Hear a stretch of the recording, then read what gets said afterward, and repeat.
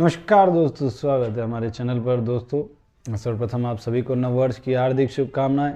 आशा करते हैं आपका नववर्ष मंगलमय रहे, नववर्ष सुखमय रहे और आने वाला ये जो अब नववर्ष शुरू हुआ है यह आपके लिए ढेर सारी खुशियां लेकर के आए। इसी आशा के साथ हम अपना आज का वीडियो आप सभी के साथ साझा कर रहे हैं, लेकिन उससे पहले आपसे विनम्र निवेदन है कि कृपया करके हमारे चैनल को लाइक, शेयर, सब्सक्राइब करना ना भूलिएगा और बेल आइकन ज़रूर दबाइएगा। और इसके लिए हम आपको कोई माता की, पिता की या किसी की भी कसम नहीं दे रहे हैं। ये आपका प्रेम, स्नेह और आपका हमारे प्रति अपना सहयोग ही है। यदि आप सब्सक्राइब करते हैं तो यह हमारे उत्साह में और वृद्धि करता है, जिससे हमें नई वीडियो और नए विषय के ऊपर वीडियोस बनाने में और रुचि जागृत होती है। इसी आशा के साथ हम आपसे पुनः निवेदन करते हैं, हमारे चैनल को लाइक, शेयर और सब्सक्राइब जरूर कीजिएगा और बेल आइकन ज़रूर दबाइएगा। इसी आशा के साथ अब हम आप अपना आज का विषय शुरू करते हैं और आप सभी के साथ साझा करते हैं। दोस्तों देखिए, नववर्ष शुरू हो चुका है, लेकिन विश्व में जो उथल पुथल या जो समस्याएं चल रही थी वह वैसे ही चल रही हैं। जैसे कि यूक्रेन और रशिया का युद्ध, अमेरिका और रशिया का टकराव, नाटो और रशिया का टकराव, चीन और ताइवान, जापान, इधर भारत और उसके पड़ोसी देशों के साथ उसका एक सामान्य स्थिति ना बना पाना, और उत्तर कोरिया का, दक्षिण कोरिया का जो मध्य एक तालमेल नहीं बैठ पा रहा है वह भी लगातार चल रहा है। उधर मध्य की बात करें तो वहाँ भी तनाव जस के तस बने हुए हैं। तो लेकिन दोस्तों, इन सभी के बीच में हम आज यह जानने का प्रयास करेंगे आखिर मूल समस्या क्या है, मूल विषय क्या है। इस मूल विषय को जब हम समझने का प्रयास करते हैं वैश्विक स्तर पे, अंतर्राष्ट्रीय स्तर पे, तो हमें ध्यान आता है मूल रूप से यह एक वैचारिक युद्ध है। एक वैचारिक युद्ध कैसा है, जिसमें वैचारिक युद्ध में अमीर और गरीब की, एक तरह से देखा जाए तो अमीर और गरीब का यह युद्ध चल रहा है विश्व भर में। और सबके अपने अपने स्वार्थ हैं, सबके अपने अपने विषय हैं, सबके अपने विचारधाराएं हैं, अपने अपने आइडियोलॉजी है, सबके अपने अपने प्रोपेगेंडाज जो फैलाते हैं वह हैं। तो इसी विचारधारा के इस युद्ध में मूल रूप से हम ये देखने का प्रयास करते हैं कि ये हम समझते हैं कि एक और अमेरिकी वर्ग है जो कि पूंजीवाद का समर्थक है, वहीं दूसरी ओर रूसी वर्ग है, रशियन वर्ग है जो कि साम्यवाद का समर्थक है। अभी पूंजीवाद और साम्यवाद को हम आपको आगे बताने से पहले आपको बताने का प्रयास करेंगे कि पूंजीवाद वास्तविकता में, इसे सामान्य भाषा में यदि मैं समझाऊं आपको, तो वह विचारधारा जिसके अंतर्गत संसाधनों, उत्पादनों और धन पर जो नियंत्रण होता है या संपत्ति पर आदि पर जो नियंत्रण होता है वह निजी व्यक्तियों का होता है, व्यक्तियों के समूह का होता है। इसे सामान्य भाषा में हम पूंजीवाद कहते हैं। समाजवाद, जहाँ धन, संपत्ति, संसाधन आदि पर पूरे समाज का अधिकार होता है, उनका स्वामित्व होता है, उनसे समाजवाद कहते हैं। साम्यवाद एक आधुनिक विचारधारा, साम्यवाद का ही, समाजवाद का ही उत्कृष्ट स्वरूप है। उसके अंतर्गत हम यह जानते हैं कि साम्यवाद का जो उदय हुआ वह कार्ल मार्क्स के द्वारा दिए गए अपने वर्ग संघर्ष के सिद्धांत और दास कैपिटल जो उन्होंने, जो उनकी विचारधारा या वैचारिक पृष्ठभूमि का दर्शन कराती है, उसके आधार पर हुआ, जिसके अंतर्गत यह, इसमें भी एक समाजवाद का एक राजनीतिक पृष्ठभूमि के साथ जुड़ करके एक ऐसी व्यवस्था का निर्माण करना जिसे साम्यवाद कहते हैं, और वही शासन का भी अंग बन जाती है। इसमें भी अधिकतर सामान्यतः समाज के सभी वर्गों, समाज का ही अधिकार होता है, और व्यापक रूप से हम इसे आपको और अधिक आगे की वीडियो में समझाएंगे। लेकिन मुख्य रूप से हम ये तीन जो ये विषय है, अब इसमें हमने आपको समझाया पूंजीवाद, अब आप जानते हैं क्या होता है, समाजवाद आप जानते हैं क्या होता है, साम्यवाद क्या होता है। अब क्या हुआ कि प्राचीन काल में यदि हम देखें तो प्राचीन क्या मध्य काल की बात यदि हम बात करें तो उस समय जब राजशाही थी, राजतंत्र था, तो राजतंत्र था और राजा का शासन चलता था, तो उस दौरान प्रजा पर अत्याचार होते थे, कर लगाए जाते थे, उन्हें इतने अधिकार नहीं दिए जाते थे, राजा का ही आदेश या राजा की ही बात सब कुछ होता था। जैसे कि बाहुबली में आपने देखा है कि मेरा वचन ही है शासन, तो मूल रूप से उस समय ऐसा होता था। तो जिसका आगे बढ़ते रहा, यह व्यवस्था जब आगे बढ़ती रही तो इसके बाद में कार्ल मार्क्स आए। कार्ल मार्क्स जब आए उन्होंने देखा कि इस जो गरीब वर्ग है, मजदूर वर्ग है और अमीर वर्ग है, उनके बीच में अंतर और आर्थिक असमानता, धन का असमान वितरण है, जिस कारण गरीब और गरीब होता जा रहा है और अमीर होता जा रहा है। इसके साथ ही जब यह असमानता उन्होंने देखी तो इसी आधार पर उन्होंने वर्ग संघर्ष का सिद्धांत दिया। वर्ग संघर्ष के सिद्धांत के अंतर्गत उन्होंने बताया कि एक समय ऐसा आएगा जब जो मजदूर वर्ग है, जो गरीब वर्ग है, वो जो मजदूर वर्ग है वह एक दिन विद्रोह करेगा, और विद्रोह करेगा तो विद्रोह करने के बाद में जब वह विद्रोह करेगा तो उस विद्रोह के बाद में समाजवाद आएगा, और वो उसके और जो समाजवाद आएगा या साम्यवाद आएगा, तो जब वह आएगा तब जाकर के संसाधनों, धन और संपत्ति आदि पर सभी का समान रूप से अधिकार होगा और समान रूप से उसका वितरण होगा। उससे पूर्व यह जो अंतर है, असमानता है, यह चलती रहेगी, और इस अंतर और असमानता के चलने के कारण यह तब तक चलती रहेगी जब तक वह विद्रोह नहीं होगा। सामान्यतः कार्ल मार्क्स ने यही कहा है।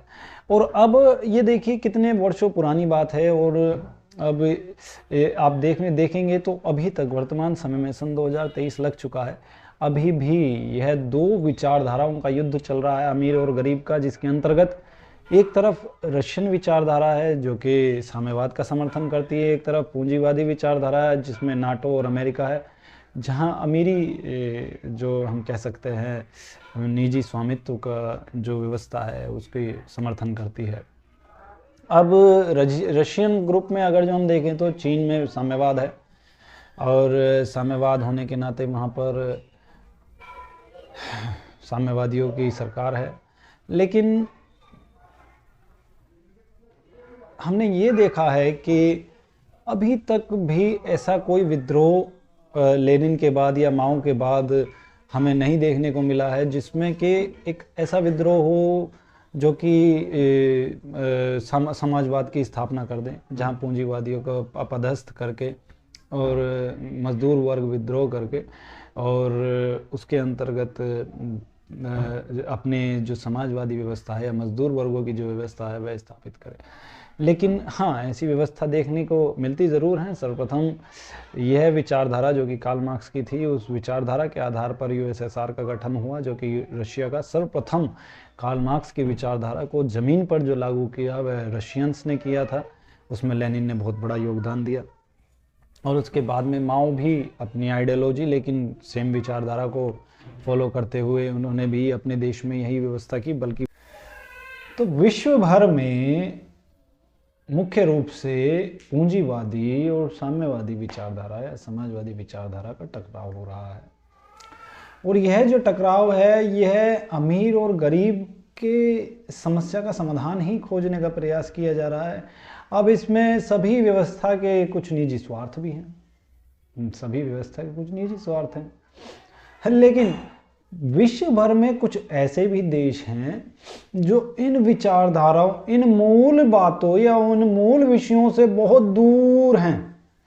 इतने दूर हैं कि वहाँ यदि अमीर और गरीब के बीच बढ़ती खाई या गरीब और अमीर के बीच आर्थिक असमानता यदि बढ़ रही है, इस आर्थिक असमानता के कारण यदि समस्या मानव जाति को हो रही है तो उन्हें इससे कुछ लेना ही देना ही है। बहुत से विश्व में ऐसे देश हैं जहां इन मुद्दों की चर्चा भी नहीं की जाती है। योजना का तो हिस्सा होती हैं, सरकारी योजना का हिस्सा अभिन्न अंग होती हैं ये, लेकिन उनके जो रोजमर्रा की बातों में, विषयों में या फिर उनके टीवी चैनल्स पे, प्रिंट मीडिया में, इलेक्ट्रॉनिक मीडिया में, आदि आदि क्षेत्रों में इन विषयों की चर्चा नहीं होती है, वहाँ कुछ और ही कथा चलती रहती है। तो दोस्तों, अब हम यही समझने का प्रयास कर रहे हैं कि कार्ल मार्क्स ने जो ये कहा था कि अमीर और गरीब के बीच में जब खाई बढ़ेगी, या मजदूर वर्ग जब पूरी तरह से दुखी हो जाएगा, पूरी तरह से परेशान हो जाएगा, तब विद्रोह होगा, और विद्रोह होने के बाद में वहाँ समाजवाद की स्थापना होगी और पूंजीवाद का समापन होगा उस समय।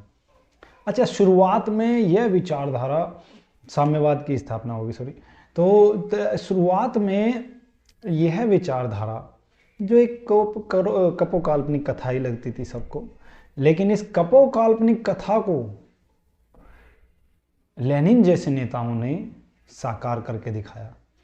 उन्होंने कहा ऐसा हो सकता है, संभव है, और कड़े संघर्ष के बाद में, बहुत समस्याओं के बाद में, उन्होंने कार्ल मार्क्स की विचारधारा को रशिया में यूएसएसआर के गठन के साथ साकार पृष्ठभूमि पर करके दिखाया।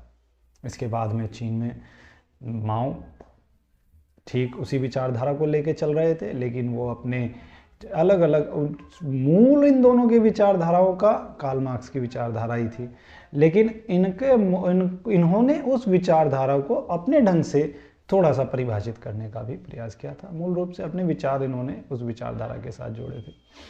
तो गाइज, कहने का तात्पर्य यह है कि जब अमीर और गरीब के बीच जो ये समस्या है, यह अपना विराट रूप ले लेगी, और उस समय कार्ल मार्क्स कहते हैं कि उस समय मजदूरों को या कोई क्रांति की कोई आवश्यकता नहीं है, मजदूर खुद ही क्रांति कर देगा।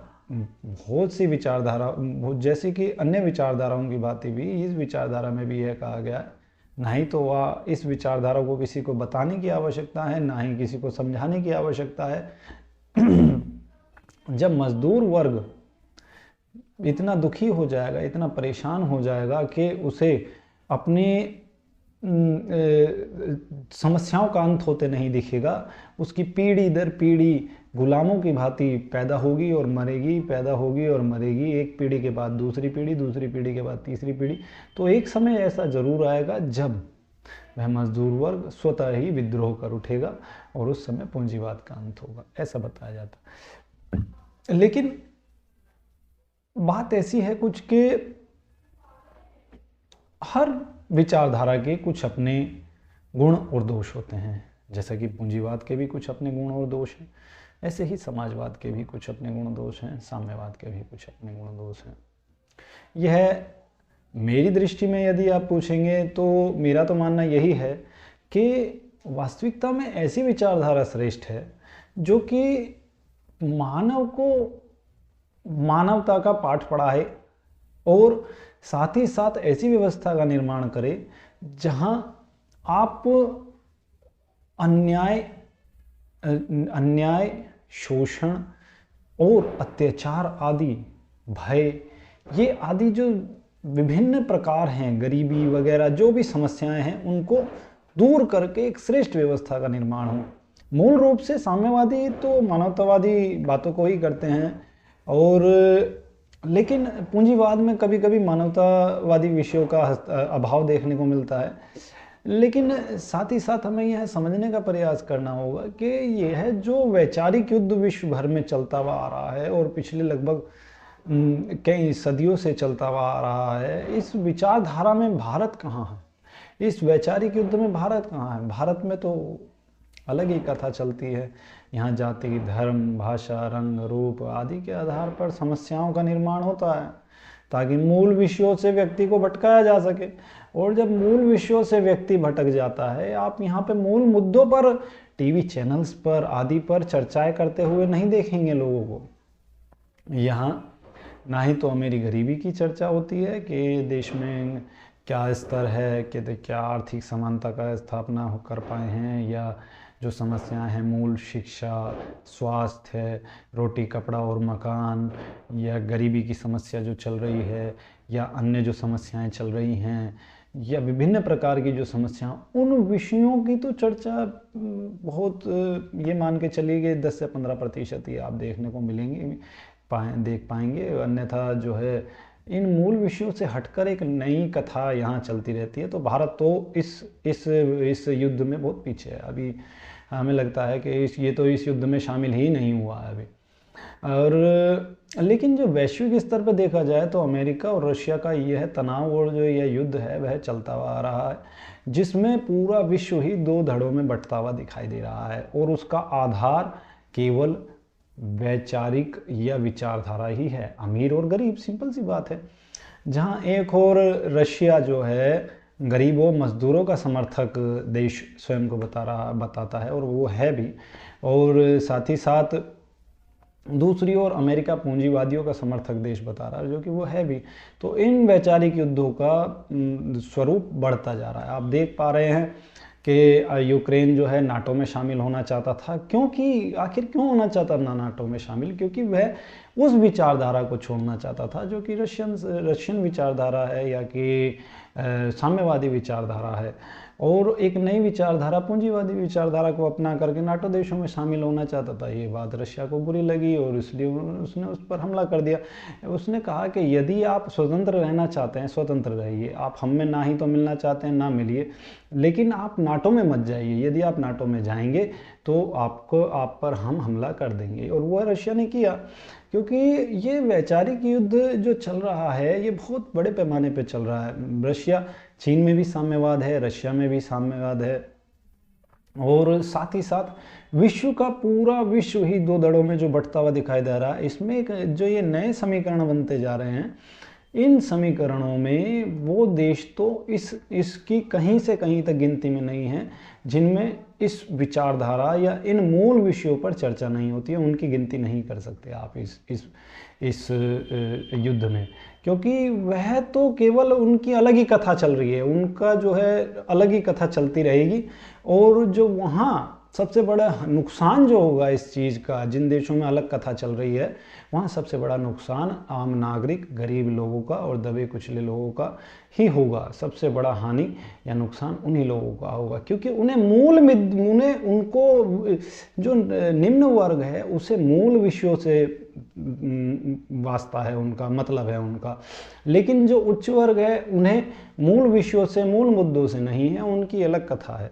तो इसलिए इन सब में हानि जो होगी सामान्य नागरिक की होगी और दबे कुचले लोगों की होगी, निम्न वर्ग की होगी, उन देशों में जहां ये अमीर और गरीब, ये वैचारिक, ये जो पृष्ठभूमि पर कार्य नहीं हो रहा है। अच्छा, अब इस समस्या के कारण नववर्ष के उपलक्ष्य पे हम आपको ये नई समस्या का समाधान बताने का जो प्रयास कर रहे हैं, इसमें समस्या का समाधान यदि खोजने का प्रयास किया जाए कि क्या विश्व को युद्ध से बचाया जा सकता है। ये जो वैचारिक युद्ध, जो विचारधाराओं का, दो विचारधाराओं का युद्ध विश्व भर में चल रहा है, जिसके कारण पूरा विश्व ही बम, एक एटम बम पर बैठा हुआ है। वह एटम बम न जाने कब फट जाए और कब विश्व, पूरी धरती तबाह हो जाए, उसकी कल्पना भी नहीं की जा सकती। क्या उस युद्ध से बचाया जा सकता है? जी हाँ दोस्तों, बिल्कुल बचाया जा सकता है। मैंने पहले भी अपने लेखों में मैंने बताया, अपने आर्टिकल्स में, अपने फेसबुक पेजेस पे भी बताया है, अपने ब्लॉग्स पर भी बताया है, कि अन्य स्थानों पर भी मैंने बताता रहा हूँ कि ये जो युद्ध वैश्विक स्तर पे चल रहा है, इससे बचने का सामान्य सा तरीका है कि कोई एक, यदि पूंजीवादी साम्यवादियों की विचारधारा को नहीं मानते और साम्यवादी पूंजीवादी विचारधारा को नहीं मानते, तो कोई एक तीसरा मार्ग या मध्य मार्ग निकाल करके हमें एक ऐसा मार्ग निकालना चाहिए जिसमें दोनों ही विचारधाराओं का समावेश करके आप एक आदर्श विश्व का निर्माण कर सकते हैं। ये मैं पहले भी बताता आया हूँ। और इस आदर्श विश्व के निर्माण में आप जैसा कि भारत में इस विषय, एक उदाहरण अगर जो हम भारत का देखें तो यहाँ मिश्रित अर्थव्यवस्था है। यहाँ मिश्रित अर्थव्यवस्था में कैसी है, यहाँ पूंजीवादी भी और समाजवादी भी, दोनों ही अर्थव्यवस्थाओं का समावेश है। लेकिन हम कुछ ऐसी व्यवस्था का भी निर्माण कर सकते हैं, विश्व में एक से बढ़कर एक विद्वान मौजूद है, और यदि वह चाहें आगे बढ़कर आएँ तो विश्व को एक तृतीय मार्ग, तीसरा मार्ग या मध्यम मार्ग भी प्रदान कर सकते हैं, जिसके अंतर्गत विश्व को इस भयानक युद्ध से बचाया जा सकता है जो कि वैचारिक पृष्ठभूमि के आधार पर लड़ा जा रहा है। और यदि विश्व को बचाने का विश्व को हम बचा पाए इस वैचारिक युद्ध से, तो विश्व की जो धरती की आयु है थोड़ी और बढ़ जाएगी, मानव जाति की आयु थोड़ी और बढ़ जाएगी। हालांकि वह एक ना एक दिन तो धरती का अंत होना ही है, लेकिन हाँ, उसकी आयु में, धरती और मानव जाति की आयु में थोड़ी वृद्धि हो जाएगी यदि वह इस युद्ध से बच जाती है तो साथ ही साथ दोस्तों, अब हम यह जानने का प्रयास करते हैं आखिर एक अमीर और गरीब का जो ये युद्ध चल रहा है विश्व में, इसमें भारत में या विश्व भर में वह कौन से नए तरह के गुलाम हैं जिन्हें गुलाम बना के रखा जा रहा है। देखिए दोस्तों, पहले जो गुलामी थी प्रत्यक्ष थी। उस प्रत्यक्ष गुलामी में आप देख सकते हैं काले लोगों को गुलाम बनाया जाता था, वैश्विक स्तर पर निग्रो लोगों को गुलाम बनाया जाता था, और बहुत सारे वैश्विक स्तर पर दास प्रथाएं थी। उन दास प्रथाओं में अफ्रीकन लोगों को गुलाम बनाया जाता था।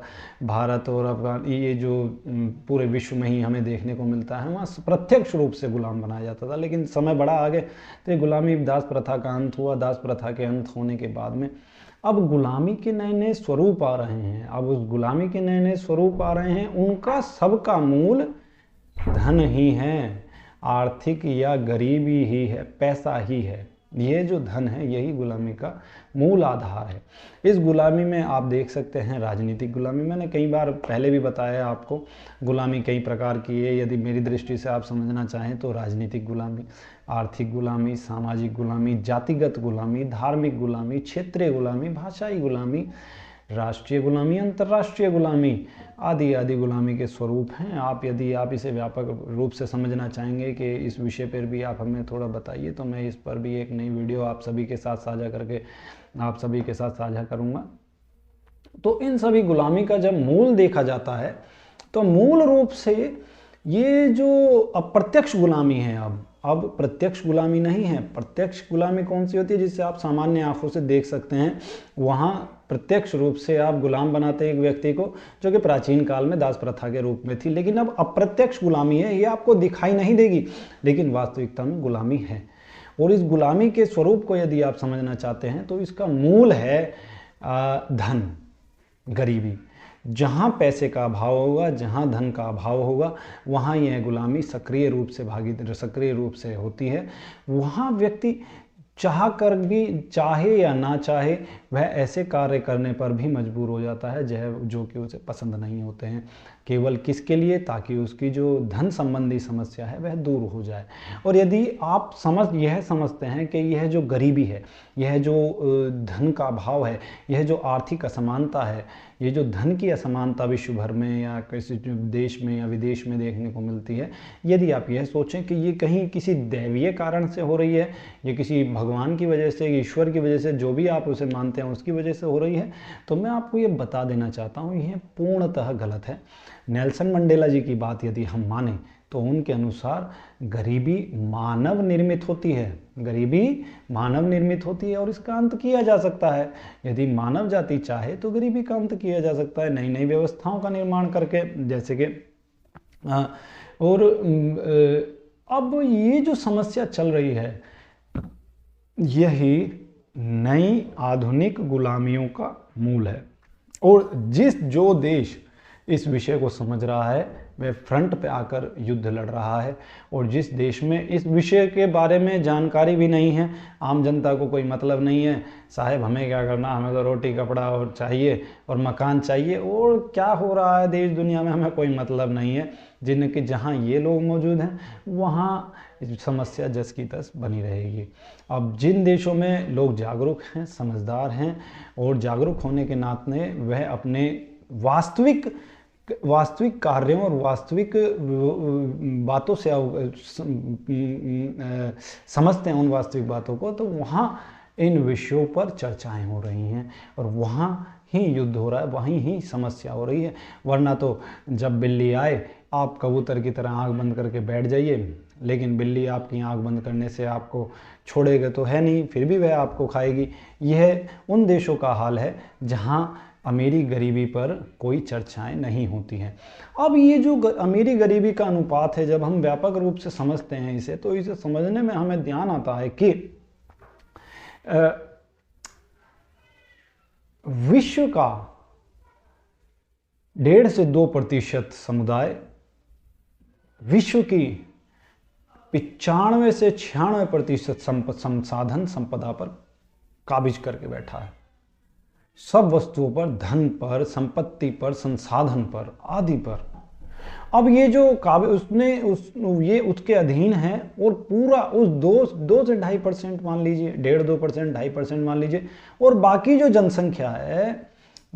जनसंख्या बची 97%, 96% या 98%, वह जनसंख्या इन 2 से 2.5% लोगों की सेवा में ही लगी हुई है। देखिए कितना बड़ा दुर्भाग्य है। और इन सबके मूल में यदि हम जाएं तो यह संसाधन, यह संपत्ति, यह जो कुछ भी धरती पर मौजूद है, यह संपूर्ण मानव जाति का है। यदि एक विचार को हम समझने का प्रयास करें, वह विचार मैं आपको समझाता हूं। वह विचार क्या कहता है? धरती किसकी बनाई हुई है? प्रकृति की बनाई हुई है, कुदरत की बनाई हुई है। अब धरती जो बनाई हुई है, जैसे कि अब मूल विषयों को देखिए, हवा, जल आदि आदि जो वस्तुएं धरती पर मौजूद हैं, उस पर ना ही तो हवा कोई भेदभाव करती है, जब वह चलती है वह कोई भेदभाव नहीं करती, सबके लिए समान रूप से चलती है, वह सबके लिए जीने का आधार बनती है। हम हवा से प्राप्त करते हैं ऑक्सीजन और हम जीवन हमारा उसी के आधार पर चल रहा है, वह कोई भेदभाव नहीं करती। यदि अब एक व्यक्ति इस हवा पर अपना जबरन कब्जा करके बैठ जाए, या जल पर, जो जल हमें प्रकृति दे रही है, संपूर्ण मानव के लिए जल दे रही है, उस जल पर मानव कब्जा करके बैठ जाए, नहीं ये जल मेरा है, ये हवा मेरी है, तो ऐसी अवस्था में इस व्यवस्था को कहते हैं पूंजीवादी व्यवस्था, सामान्य अलग दूसरे शब्दों में यदि हम समझे तो। और जब वह कब्जा करके बैठ जाता है तो उसका फिर वह व्यापार शुरू कर देता है, और व्यापार के आधार पर वह हवा भी बेचेगा, जल भी बेचेगा, जबकि यह प्रकृति द्वारा आपको समान रूप से सभी मानवों के लिए दी जा रही है। और इस पर अधिकार किसका होना चाहिए? सभी का अधिकार होना चाहिए। यही समाजवाद और साम्यवादी कहते हैं कि भाई हवा कुदरत दे रही है, जल कुदरत दे रही है, विश्व के सभी संसाधन, सभी जमीनें, जो कुछ भी धरती पर मौजूद है, उस पर मानव जाति का समान रूप से अधिकार है। आप कौन होते हैं जो कि उस पर कब्जा करके बैठ जाएं? तो ये जो इसी बातों का जो ये टकराव चलता है, इन विषयों का टकराव को ही आप देख पा रहे हैं, जो कि अमेरिका और रशिया के मध्य में द्वितीय विश्व युद्ध के बाद से चला हुआ आ रहा है, या उससे पूर्व भी अप्रत्यक्ष रूप से देखने को मिलता है।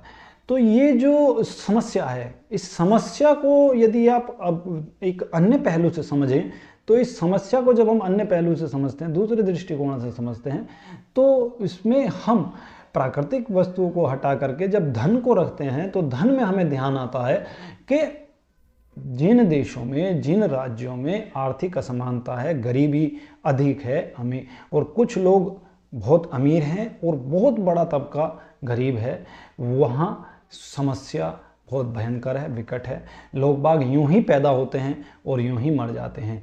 और दुर्भाग्य की बात यह है कि यदि कोई एक आध व्यक्ति उन गरीब लोगों की आवाज़ उठाता भी है, तो उस पर जानलेवा हमले किए जाते हैं, या उसे गायब कर दिया जाता है, या उसे मार दिया जाता है। तो बहुत से देशों का यही हाल है। लेकिन सौभाग्य की बात यह है कि रशिया में ऐसा नहीं है, ना ही अमेरिका में ऐसा है। अमेरिका प्रत्यक्ष रूप से पूंजीवादियों का समर्थक देश है, और रशिया प्रत्यक्ष रूप से साम्यवादियों का समर्थक देश है। वहाँ इन मूल मुद्दों पर ही चर्चा होती है। वहाँ आप अगर यदि आप समझेंगे तो वह समझते हैं कि हम, कोई भी व्यक्ति धन की वजह से किसी मानव का शोषण नहीं कर सकता, उसको गुलाम बना के नहीं रख सकता। आप चंद पैसों के लिए, थोड़े थोड़े से पैसों के लिए आप व्यक्ति से 10-10, 15-15 घंटे काम करवा रहे हैं, सातों दिन काम करवा रहे हैं, और उससे इतना काम ले रहे हैं, इतना काम ले रहे हैं जितना कि उसके शारीरिक क्षमता से भी बाहर है, तो इसे ही शोषण कहा गया है। और वह क्यों काम कर रहा है? क्योंकि उसे धन की आवश्यकता है, और उसे धन की आवश्यकता है, उस मजबूरी का फायदा उठा रहे हैं पूंजीपति लोग, और जिनके पास धन है। अब आप इसमें, इस श्रेणी में किसी को भी रख सकते हैं, और जब वह उसका फायदा उठा रहे हैं, तो ऐसी व्यवस्था में वह व्यक्ति पहले खुद काम करता है और यूं ही मर जाता है, अपने पूरे जीवन भर पूरे जीवन भर वह दाल रोटी कमाता है और दाल रोटी में ही पैदा होता है और दाल रोटी में ही मर जाता है। उसे पूरे जीवन भर कुछ इससे ज़्यादा नहीं मिल पाता, अपने बच्चों को शिक्षा नहीं दे पाता, अपने बच्चों को अच्छे स्वास्थ्य सुविधाएं नहीं दे सकता, अपने परिवार को अपने परिवार को और किसी की तो छोड़िए, अपने परिवार को भी वह मूलभूत उनकी आवश्यकताएं पूरी नहीं कर पाता, और जबकि वह श्रम बहुत अधिक करता है और उसको मेहनताना भी उतना नहीं मिलता जितने के वह काबिल है। इसी को कहते हैं शोषण, और यही अन्याय का स्वरूप धारण कर लेता है। और वास्तविकता में देखा जाए तो व्यक्ति पर शोषण करने के लिए ही उसे गरीब बना कर रखा जाता है, और गरीब बना करके रखा जाता है तो जब वह गरीब बनेगा, जब गरीब रहेगा, तभी तो कम पैसे में मजदूर, कम कीमत पर लोग काम करने के लिए तैयार होंगे। और इसी के कारण ये जो श्रमिक वर्ग है, ये जब कम पैसे में काम करने के लिए तैयार हो जाता है, तो ये जो कम पैसे में जब काम करता है तो ये प्रॉफिट किससे देता है? अल्टीमेटली पूंजीपतियों को, जिनके जो धनाढ्य वर्ग है उनको। जब उनको प्रॉफिट मिलता है तो वह कम कीमत में उस बहुत बड़े मानव समुदाय से बहुत अधिक काम करवाते हैं और लाभ कमाते हैं। एक तरह से देखा जाए तो उनका पूरी तरह से खून निचोड़ करके वह उसका पान करते हैं। तो दोस्तों, ये देखा जाए तो ये बहुत ही गलत है। विश्व भर में मानव जाति का एक बहुत बड़ा वर्ग गरीबी के चक्रव्यूह में फंसा हुआ है, और गरीबी और अमीरी के बीच बढ़ती खाई ही बहुत सारी समस्याओं की जड़ है। यदि हम देखें तो ना ही तो पूंजीपति वर्ग बुरा है, ना ही साम्यवादी वर्ग बुरा है। सबकी अपनी अपनी विचारधाराएं सही हैं अपनी अपनी जगह, क्योंकि हमने ये भी देखा है कि जब संकट का काल आता है तो बहुत सारे पूंजीपति वर्ग ही आगे बढ़कर मानव जाति के लिए कार्य करते हैं। लेकिन ध्यान रखिए, वहाँ सभी पूंजीपति वर्ग नहीं करते। जैसे कि कोविड काल में हमने देखा है, पूंजीपति वर्ग आगे बढ़कर किसी ने 1000 करोड़, किसी ने 500 करोड़, किसी ने कुछ मानव जाति के लिए, वैक्सीन बनाने के लिए, मानव सेवा में दान किया है। लेकिन इससे आर्थिक असमानता दूर नहीं हुई है दोस्तों। हमें यह भी ध्यान रखना चाहिए कि पूंजीपति वर्ग अपनी जगह ठीक हो सकते हैं, ठीक हैं, अच्छे हैं। ऐसे ही साम्यवादी भी अपनी जगह ठीक हैं, अच्छे हैं। दोनों ही अपनी जगह अच्छे हैं, ठीक हैं, और अपनी अपनी विचारधाराओं के अनुसार जो बात कहते हैं वह ठीक है। दोनों ही एक ऐसे वर्ग का पक्ष रखते हैं, एक अलग पक्ष का रखते हैं, जो कि अपनी अपनी विचारधाराओं का प्रतिनिधित्व करते हैं। तो लेकिन ये दान करने से, या फिर जो ये एक, जैसे कि हम देखते हैं संकट काल में किसी ने 1000 करोड़, किसी ने 500 करोड़, किसी ने 2000 करोड़ ये जो दान किए हैं, उससे जो आर्थिक असमानता है, गरीबी अमीरी के बीच बढ़ती जो खाई है, गरीब जो आज गरीब होता जा रहा है, अमीर और अमीर होता जा रहा है, यह असमानता खत्म नहीं हो रही है। जिस दिन ये असमानता खत्म होगी, जिस दिन इस असमानता का अंत होगा, या यूं कहें कि इस असमानता के अनुपात में कमी आएगी, तब जा कर के हम यह कह सकते हैं कि हाँ, इस व्यवस्था में रह करके मानव जाति का ये बहुत बड़ा मानव समुदाय अब खुश है, शांति से जीवन यापन कर रहा है। लेकिन ध्यान रखिए कि गरीबी अपने आप में ही शोषण को निमंत्रण देती है, बीमारी को निमंत्रण देती है, और समस्याओं को निमंत्रण देती है। जब व्यक्ति गरीब होता है तो बहुत से लोगों को देखा गया है कि व्यक्ति अपराध का रास्ता अपना लेता है, और अपराध के मार्ग पर जाने पर वह मजबूर भी हो जाता है। जब किसी एक व्यक्ति को, मान लीजिए एक व्यक्ति को कहीं रोजगार नहीं मिल रहा है, वो उसे पैसे की आवश्यकता है, उसका परिवार है, और पैसे की आवश्यकता और परिवार होने के साथ साथ उसे रोजगार नहीं मिल रहा है, तो वह एक अपराध के मार्ग पर जाकर के धन एकत्र करने का प्रयास करता है, चोरी करता है, डकैती डालता है, लूटपाट करता है, या अन्य मार्ग खोजता है, कोई अवैध व्यापार करता है।